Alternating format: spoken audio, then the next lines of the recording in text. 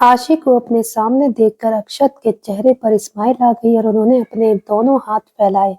फिर अब आशी और अर्श दोनों जल्दी से उनके सीने से लग गए कि तभी विवान खन्ना इस फैमिली का रीयूनियन देखकर, जो कि फ्लोर पर पड़ा हुआ था, एक झटके में उठकर काजल के हाथों से गन छीनकर अक्षत के ऊपर फायर करने ही वाला था कि तभी अचानक ही वहां एक गन शूट करने की आवाज आई और आह की आवाज के साथ विवान खन्ना दर्द से कराहते हुए फ्लोर पर गिर गया। 2 मिनट बाद वहीं दूसरी तरफ नीदरलैंड में निकिता एयरपोर्ट पर तेजी से अपने कानों के पास मोबाइल फोन लगाए हुए तेजी से अपने कदम आगे बढ़ाते हुए बड़बड़ा रही थी। ओफो, कितनी देर हो गई। जेट के टेक ऑफ का टाइम आधे घंटे पहले का था, लेकिन आप हैं कि रुद्र, आज के दिन भी आपको ऑफिस जाना था। देखिए तो कितना वक्त हो गया है। वह हमारी नताशा पल पल घड़ी में टाइम देखते हुए हमारा इंतजार कर रही होगी और मैं अपने बच्चों आशी और अंश को देखने के लिए कितनी बेताब हूँ। पर आप लोगों को तो इसकी कोई परवाह ही नहीं है। और ऊपर से यह लड़का अथर्व, यह भी पता नहीं कहाँ चला गया। कब से कॉल कर रही हूँ, कॉल रिसीव ही नहीं कर रहा। कहकर गया था एयरपोर्ट के बाहर आपको पिक करने जा रहा है और अब खुद ही गायब हो गया। आप दोनों बाप बेटे ना सचमुच बहुत लापरवाह हैं। पहले तो मेरा अथर्व कितना समझदार था, टाइम का कितना पाबंद था, लेकिन अब आपकी संगत में रहकर वह बिल्कुल आप पर जाने लगा है। देखिए, कान खोलकर सुन लीजिए, मेरे बेटे अथर्व को अपनी तरह बिगाड़ने की जरूरत नहीं है, वरना कहते हुए निकिता मुंह बनाते हुए अपने पीछे पीछे आ रहे रुद्र को लगातार डांटने लगा रही थी। और बेचारा रुद्र निकिता की बातों को, इनफैक्ट उसकी डांटों को सुनते हुए मुंह बनाकर अपने हाथ में निकिता का पर्स टांग कर बॉडीगार्ड के साथ तेजी से चल रहा था। और वह बॉडीगार्ड जिन्हें लगभग अब अपने बॉस को अपनी मैडम के मुंह से डांट खाते हुए सुनने की आदत हो गई थी, चेहरे पर हल्की सी स्माइल लिए अपनी हंसी को कंट्रोल करने की कोशिश कर रहे थे। वहीं बेचारा रुद्र, जो उम्र के इस पद पर भी निकिता से डांट खाकर अपने आसपास चल रहे उन सिक्योरिटी गार्ड को घूरते हुए धीरे से बोला, हाँ हाँ, निकालो अपने दांत। तुम्हारी बुलेट से तुम्हारे दांतों को नहीं तोड़ दिया तो मेरा नाम रुद्र प्रताप सिंघानिया नहीं, इडियट। मुंह बंद करके रखो अपना। तुम लोगों को बड़े मजे आ रहे हैं। अभी चारों के चारों सिंगल हो, इसीलिए शादी हो जाएगी तब पता चलेगा बीवी को हैंडल करना कितना मुश्किल होता है। आए बड़े दांत निकालने वाले, पकड़ पकड़ो मैडम का बैग। कहते हुए वह चिल्ला करके एक गार्ड की तरफ बढ़ ही रहा था कि तभी निकिता, जो कि बार बार अथर्व को कॉल लगाने की कोशिश कर रही थी, धीरे से पीछे पलट कर अपनी बड़ी बड़ी आंखें रुद्र को देखते हुए बोली, कोशिश भी मत कीजिएगा, आपसे मेरा एक बैग हैंडल नहीं होता। पूरी की पूरी मैं कैसे हैंडल होंगी। चुपचाप बैग लेकर चलिए, उसमें बच्चों को देने के लिए बहुत ही एक्सपेंसिव ज्वेलरी है। मैं नहीं चाहती उसमें से एक भी इधर उधर हो जाए। और आप मेरा मुंह क्या देख रहे हैं, अपने लाडले को कॉल कीजिए, देखिए वह मेरा कॉल क्यों नहीं उठा रहा है। हद होती है लापरवाही की। इतना कहकर निकिता वापस पलटकर तेजी से आगे चलने लगी कि तभी रुद्र मुंह बनाते हुए जल्दी से दौड़ करके निकिता के पास आते हुए बोला, अरे बस भी करो स्वीट हार्ट, कितनी डांट लगाओगी मुझे। अरे जरा देखो तो, हमारे सिक्योरिटी गार्ड भी मुझ पर हंस रहे हैं। कम से कम मेरी इज्जत का कुछ तो ख्याल रखो। किसी ने सच ही कहा है, मर्द चाहे कितना ही पावरफुल क्यों ना हो, बीवी के आगे उसकी एक नहीं चलती। अरे तुम यह क्यों भूल रही हो कि हम लोग अपने प्राइवेट जेट से जाने वाले हैं। थोड़ा लेट हो जाएगा फिर भी चलेगा। और यह तुम्हारा लाडला बेटा अथर्व, यह क्या बात हुई। अच्छे काम करे तो तुम्हारा बेटा, बुरे काम करे तो मेरा बेटा। और मैंने उसे कब बिगाड़ा। अरे बेटा है मेरा, अपने बाप पर नहीं जाएगा तो किस पर जाएगा। और तुम इतना परेशान मत हो, आसपास होगा, आ रहा होगा, तुम रिलैक्स हो जाओ। तब तक हम लोग जेट में चलकर बैठते हैं। वैसे मेरी जाने मन, मेरी स्वीट हार्ट, मेरी क्यूटी पाई, मैं तुमसे कब से कहने वाला था तुम आज बहुत ब्यूटीफुल लग रही हो। वैसे ना तुम्हें इस उम्र में भी देखकर कोई तुम्हारी उम्र का अंदाजा ही नहीं लगा सकता। ऐसा लग रहा है तुम आज भी 20 की हो और मैं 25 का। लेकिन एक कमी रह गई। अगर आज तुम अपने बदन पर यह पैंट शर्ट और ओवरकोट न पहनकर साड़ी पहन कर आती तो बस यहाँ तो सिर्फ तुम ही तुम नजर आती। अरे आजकल की लड़कियां टिक सकती हैं क्या तुम्हारी ब्यूटी के आगे? कहते हुए रुद्र निकिता को मक्खन लगाने की कोशिश कर रहा था और उसकी बातों को सुनकर गुस्से में उबल रही निकिता को अब शर्म आने लगी थी। उसका चेहरा ब्लश करने लगा था और धीरे से शर्मा कर रुद्र के हाथों पर धीरे से मारते हुए बोली, बस भी करी कीजिए रुद्र, इतना मक्खन लगाने की जरूरत नहीं है। और यह उम्र उम्र क्या लगा रखा है? उम्र आपकी बढ़ रही है, मेरी नहीं, समझे? हम लड़कियां खुद को बहुत अच्छे से मेंटेन करती हैं, आपकी तरह नहीं तोंदू पेट निकाल कर घूमते रहो। कहते हुए निकिता उसके पेट पर पिंच कर लेती है और वहीं रुद्र निकिता की बात को सुनकर पूरी तरह हैरान अपने पेट की तरफ देखते हुए बोला, क्या कहा? मेरा पेट निकला है? कहाँ है, किधर है, बताओ जरा। स्वीटहार्ट, लगता है तुम्हारी आंखें खराब हो गई हैं। जरा ध्यान से देखो, इसे पेट निकला हुआ नहीं कहते, यह बाइसेप्स ट्राइसेप्स ए लाइन बॉडी है जो आज भी लड़कियों को अपनी तरफ अट्रैक्ट करता है। वह तो मैं तुम्हारे प्यार में दीवाना हूँ वरना।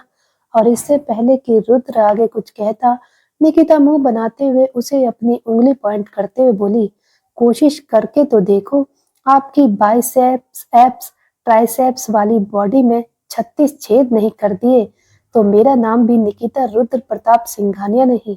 बड़े आए लड़कियां पटाने वाले, अरे कुछ तो शर्म कीजिए। यह उम्र आपके बेटे के लिए आपकी बहू ढूंढने की है, ना कि आपके लिए गर्लफ्रेंड ढूंढने की।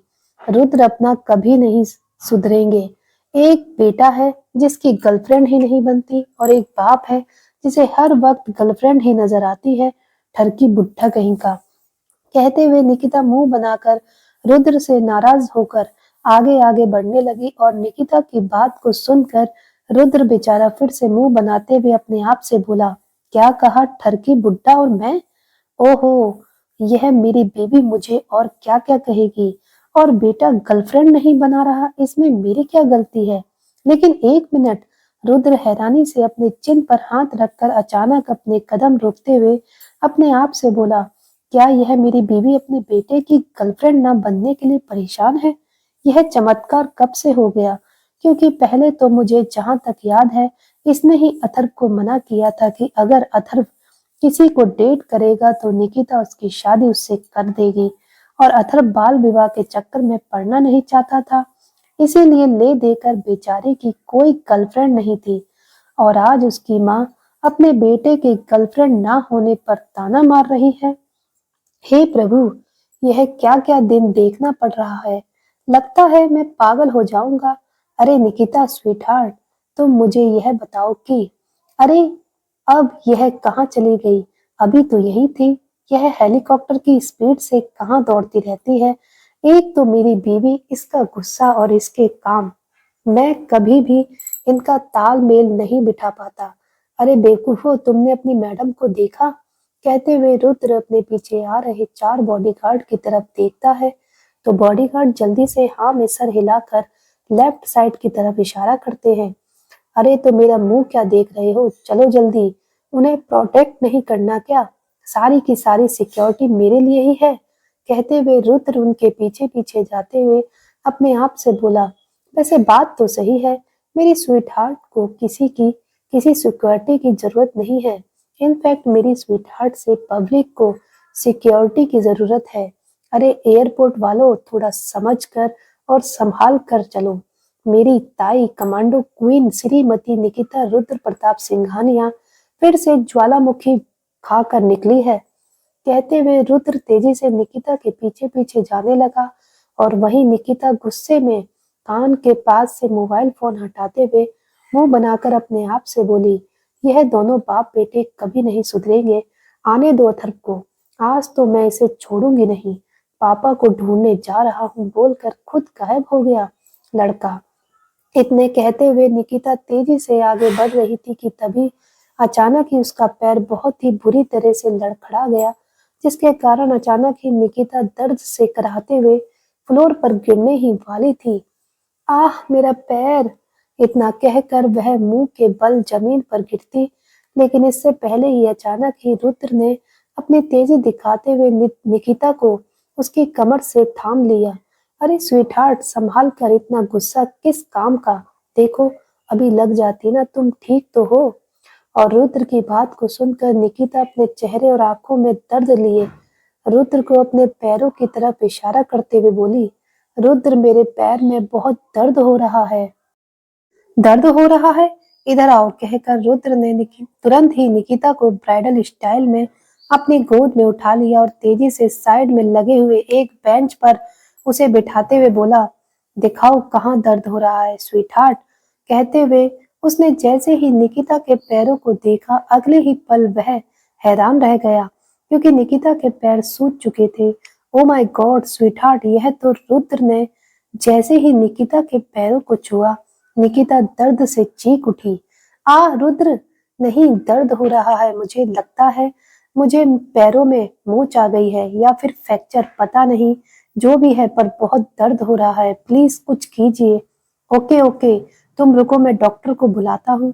स्वीटहार्ट, तुम टेंशन मत लो, कहते हुए रुद्र तुरंत ही अपनी जगह से खड़ा होकर परेशान होकर कॉल करने ही वाला था कि तभी अचानक ही एक मीठी सी आवाज उन लोगों के कानों में गई, जिसे सुनकर ही उन लोगों के कान खड़े हो गए। अब क्या मैं आप लोगों की कुछ मदद कर सकती हूँ? You need help? और इस मीठी आवाज को सुनकर रुद्र और निकिता ने तुरंत ही पीछे पलट कर देखा, तो उन दोनों की नजर बस सामने ही ठहर गई, क्योंकि उनके सामने एक बहुत ही ब्यूटीफुल सी लड़की, जिसकी उम्र लगभग 23 या 24 साल होगी, चेहरे पर प्यारी स्माइल, गालों पर पड़ने वाले डिंपल, लंबे घुंघराले बाल, बदन पर क्रॉप टॉप जीन्स और ओवरकोट पहना मुस्कुराते हुए खड़ी थी। उसकी आंखों के गोगल्स, जो कि फिलहाल उसके सर के ऊपर थे, सांवला रंग होने के बावजूद वह दिखने में बहुत प्यारी और खूबसूरत लग रही थी, जिसे देखकर रुद्र थोड़ा कंफ्यूज होते हुए बोला, आप कौन? हमने आपको पहचाना नहीं। हेल्प के लिए जान पहचान की क्या जरूरत है अंकल? मैं यहाँ से निकल रही थी तो मैं आंटी की दर्द भरी आवाज सुनकर रुक गई। शायद उन्हें पैरों में कोई प्रॉब्लम हुई है। अगर आप कहें तो क्या मैं उनके पैरों को देख सकती हूँ? डरिए मत, मैं एक फिजियोथेरेपिस्ट डॉक्टर हूँ, इसीलिए शायद मैं आपकी हेल्प कर सकती हूँ। और उस लड़की की बात को सुनकर रुद्र और निकिता एक दूसरे का चेहरा देखने लगे, लेकिन फिर रुद्र ने मुस्कुराते हुए कहा, अगर तुम कर सकती हो तो प्लीज बेटा हेल्प कर दो। बिल्कुल अंकल, इतना कहकर वह लड़की जल्दी से निकिता के पास आई और अपने हाथ में लिया हुआ अपना बैग साइड में रखकर पंजों के बल निकिता के पैरों के पास बैठ गई। अब वह निकिता के पैरों को अपने घुटनों पर रखकर पहले चेक करती है। प्लीज ज्यादा छूना मत, सचमुच बहुत दर्द हो रहा है। कहते हुए निकिता के चेहरे पर दर्द नजर आ रहा था, जो देखकर वह लड़की अपने चेहरे पर प्यारी सी स्माइल लिए बोली, चिंता मत कीजिए आंटी, आपको ज्यादा चोट नहीं लगी है। अच्छी बात है, आपकी मसल्स डैमेज नहीं हुई है, बस थोड़ी सी मोच आई है। मैं अभी इसे रिलैक्स करने की कोशिश करती हूँ। इतना कहकर वह लड़की निकिता के पैरों को धीरे धीरे मसाज देते हुए उससे बातें करते हुए बोली, वैसे आंटी आप बहुत ब्यूटीफुल लग रही हैं। आपकी स्किन भी काफी ज्यादा ग्लो कर रही है। क्या आप मुझे बता सकती हैं आप अपनी स्क्रीन पर क्या यूज करती हैं? उस लड़की की बात को सुनकर निकिता एक बार फिर ब्लश करने लगी। वह मुस्कुराते हुए धीरे से रुद्र की तरफ देखकर बोली, क्या सच में? मुझे यकीन नहीं हो रहा। वैसे मैं अपनी स्किन पर ज्यादा कुछ नहीं यूज करती, बस अपनी डाइट का ख्याल रखती हूँ, शायद इस वजह से। और यह सुनकर रुद्र मुंह बनाते हुए बोला, हाँ बेटा, यह अपनी डाइट का बहुत अच्छे से ख्याल रखती है। और उनकी डाइट में क्या शामिल है बताऊं? सुबह सुबह देसी घी के पराठे दही के साथ, हफ्ते में 3 बार गोलगप्पे तीखे पानी के साथ, सुबह शाम 2 कप दूध से बनी हुई चाय और दिन भर गुस्सा करते रहना, बस यही है इनकी डाइट। कहते हुए रुद्र अपना मुंह बना रहा था। उसकी बात को सुनकर निकिता उसे घूर कर देखते हुए अपनी आंखें छोटी करके बोली, रुद्र, यह आप क्या कह रहे हैं? मैं हर वक्त गुस्सा नहीं करती, और आपको मेरे देसी घी के पराठे से क्या प्रॉब्लम है? और मेरी पानी पूरी, उसका तो नाम ही मत लेना, वरना देखो देखा, यही, बस यही गुस्सा है जिसकी वजह से अभी भी तुम्हारा पैर, कहते हुए रुद्र जैसे ही निकिता को अपने पैरों की तरफ इशारा करता है, तभी वह लड़की खुश होकर अपनी जगह से उठकर स्माइल करते हुए बोली, आप कम से कम 5 घंटे तक अपने पैरों पर मत चलना, वरना मसल्स दोबारा स्ट्रेस में आ जाएगी। वैसे अंकल, आंटी, आप लोग सचमुच बहुत अच्छे हैं, मैं चलती हूँ। इतना कहकर वह लड़की वहां से जाने लगी कि तभी निकिता, जो कि अपने पैरों को हिलाने की कोशिश करती है और उसके पैर काफी अच्छे से हिल रहे थे, उसे दर्द फील नहीं हो रहा था, खुश होकर उस लड़की की तरफ देखते हुए बोली, अरे बेटा, एक minute, thank you so much, आपने मेरी हेल्प की, और अब मुझे समझ में आया, आपने मेरी खूबसूरती की झूठी तारीफ सिर्फ मेरा ध्यान भटकाने के लिए किया था। निकिता की बात को सुनकर वह लड़की मुस्कुराते हुए बोली, ऐसा नहीं है आंटी, आप सचमुच बहुत ब्यूटीफुल हैं। हाँ, यह सच है कि आपका ध्यान भटकाने के लिए फिलहाल मैंने यह बात कही थी, पर मेरी बात झूठी भी नहीं थी। खैर, मैंने जो कहा उसे ध्यान रखिएगा।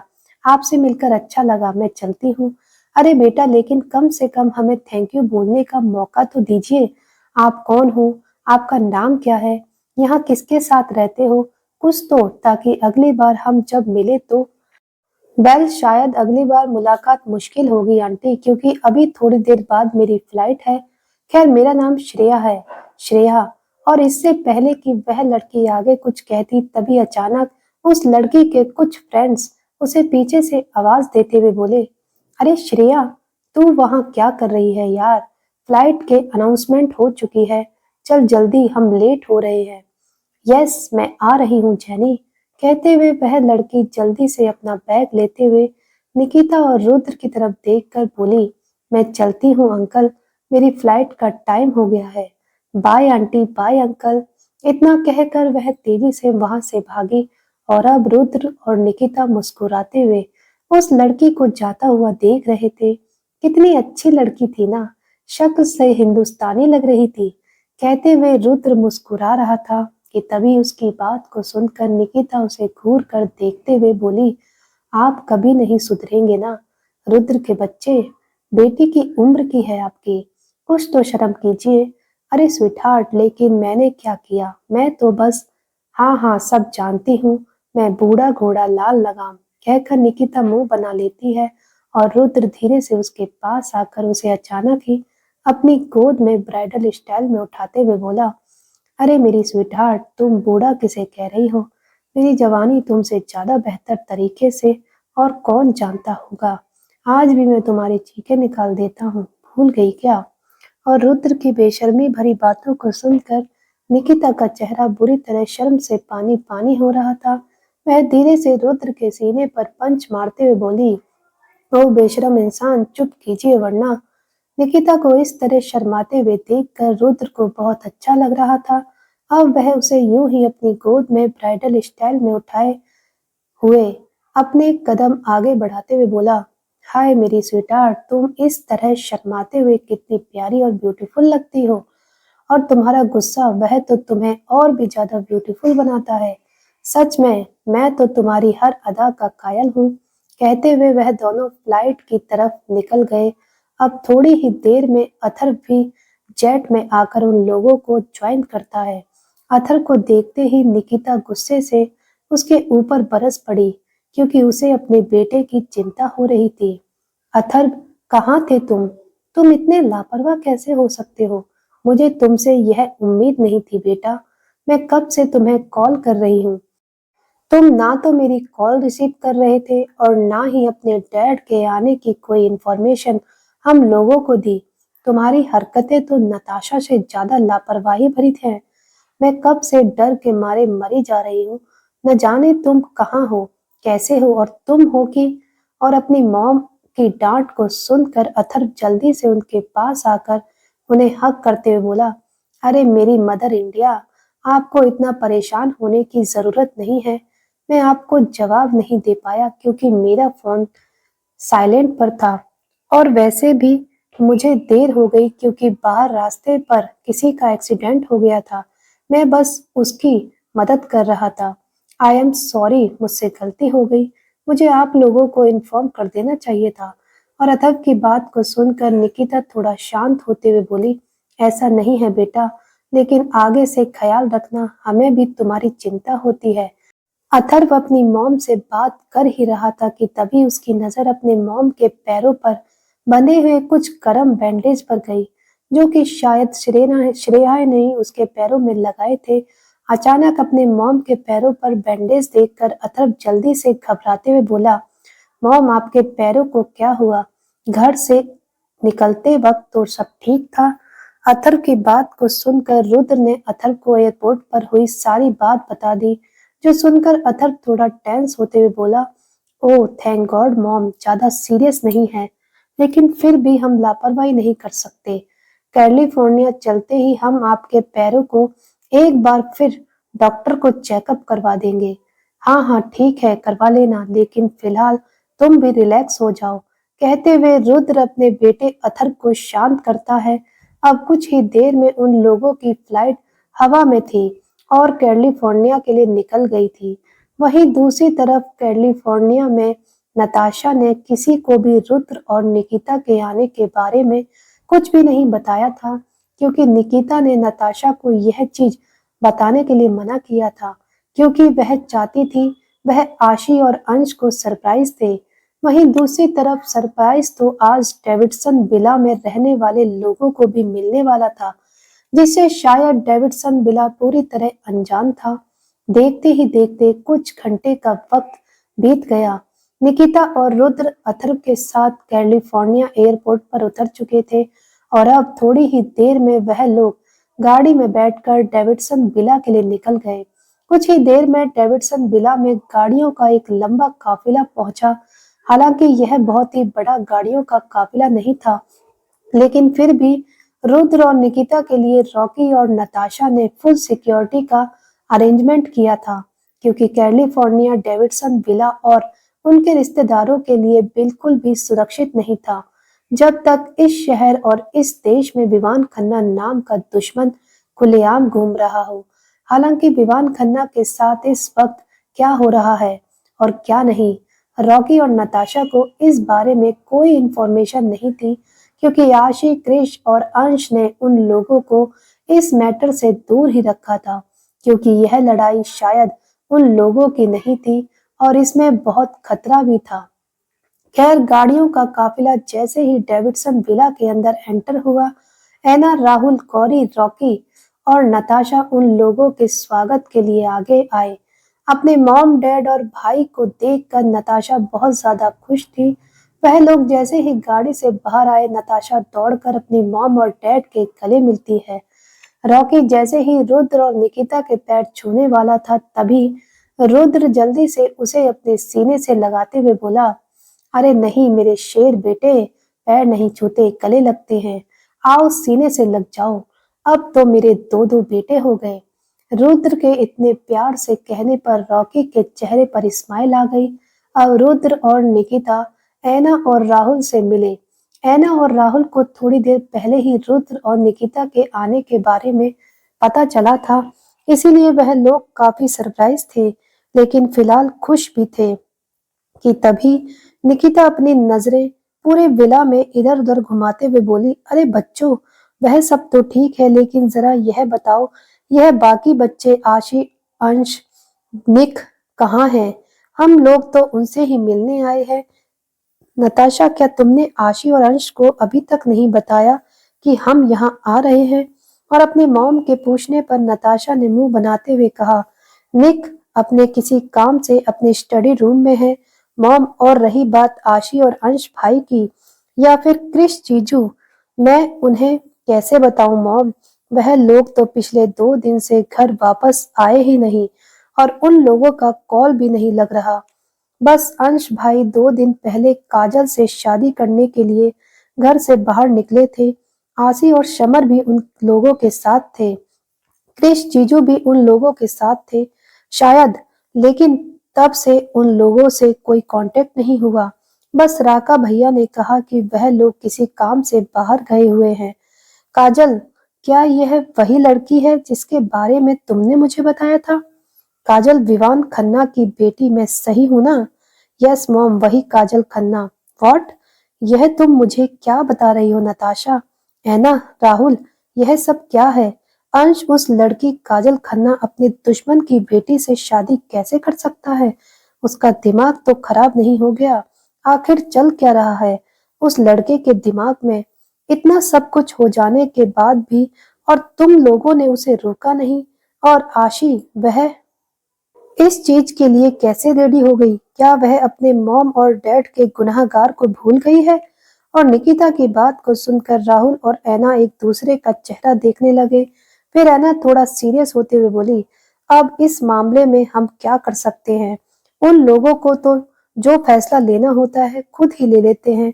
और वैसे भी अंश ने हमसे इस बारे में कुछ नहीं पूछा, यह फैसला उसका अपना था।